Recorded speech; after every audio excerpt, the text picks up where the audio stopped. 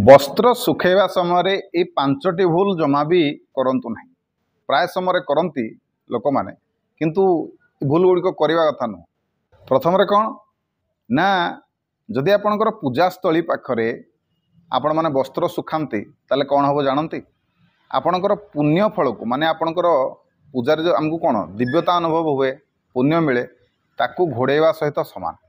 तेणु ए भूलटी आपण मैंने केबे करेंगे। सेहीपरि प्राय समय कौन करती ना राति बाहर घर बाहर छात उपरे लुगा सुकुथुब एभली केबे करवा कथा नुह। एभली कले कौन हम ना आपणकर पोशाक को नकारात्मकता स्पर्श कर।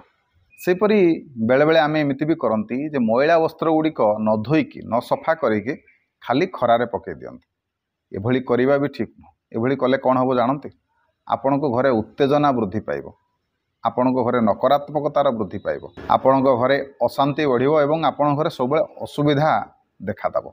सेपरी वस्त्र सुखी जिबा परे मध्य अधिक समय पर्यंत टांगिकी रखंतु नहीं। बाहर सुखीगला तो नहीं आसतु। जदि सुखिबा परे भी आपण माने सेमती सुखेकी रखंती खरारे पकेकी रखंती ताहले यह मध्य अशुभ। ठीक सही परी माँ तुलसी पाखरे वस्त्र सुखेवा कथा नुह।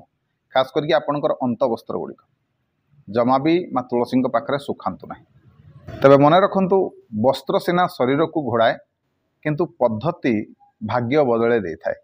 तेणु ये सब कथा गुड़िक मानतु आपणकर ही मंगल हम। वीडियो भल लगुले वीडियो को लाइक करंतु, शेयर करंतु, चैनल को सब्सक्राइब करंतु। रही जय जगन्नाथ, जय शिव शंभु।